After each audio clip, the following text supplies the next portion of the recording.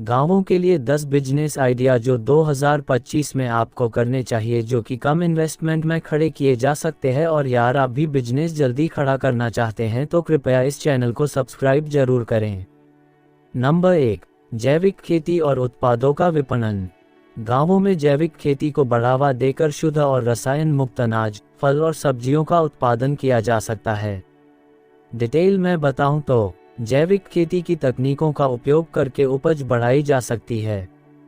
पास के शहरों और ऑनलाइन मार्केटप्लेस पर जैविक उत्पाद बेचे जा सकते हैं। स्थानीय किसानों को प्रशिक्षण देकर सामूहिक ब्रांड विकसित किया जा सकता है। फायदा, पर्यावरण संरक्षण और शहरी क्षेत्रों में जैविक उत्पादों की मांग। दूसरा 2, गौपालन और डेयरी उद्योग। गांव में दुग्ध उत्पादन और उससे जुड़े उत्पादों का व्यापार। डिटेल में बताऊं तो गाय, भैंस या बकरी का पालन कर दूध, दही, घी और पनीर का उत्पादन। आधुनिक डेयरी तकनीकों का उपयोग करके गुणवत्ता सुधार। क्षेत्रीय और शहरी बाजारों में ब्रांडिंग और बिक्री। फायदा, रोजगार सृजन और शुद्ध दुग्ध उत्पादों की मांग।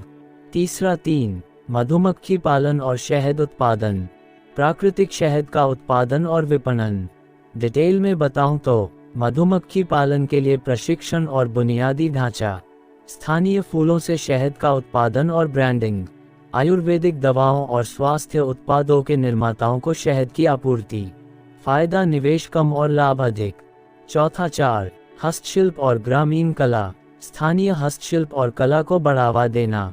डिटेल में बताऊं तो ग्रामीण महिलाओं और कारीगरों को प्रशिक्षण। मिट्टी के बर्तन, जूट बैग, हाथ से बुने कपड़े और खिलौनों का निर्माण। ई-कॉमर्स प्लेटफॉर्म पर बिक्री। फायदा, ग्रामीण संस्कृति को संरक्षित करते हुए आजीविका का साधन। पांचवा 5, मछली पालन और जल कृषि। गांव में तालाबों और जल स्रोतों का उपयोग मछली पालन के लिए। डिटेल में बताऊं तो मछली पालन के लिए तालाब तैयार करना, मछलियों की गुणवत्ता और उनकी बिक्री की योजना। स्थानीय और शहरी बाजारों में आपूर्ति। फायदे, सीमित भूमि में भी अधिक आय। छठा 6, पशु चारा उत्पादन। गांव के लिए पशु चारे का उत्पादन और बिक्री। डिटेल में बताऊं तो खेती के अवशेषों और अन्य सामग्रियों से चारा बनाना। स्थानीय किसानों को बिक्री और वितरण। चारे की गुणवत्ता बढ़ाने के लिए विशेषज्ञता।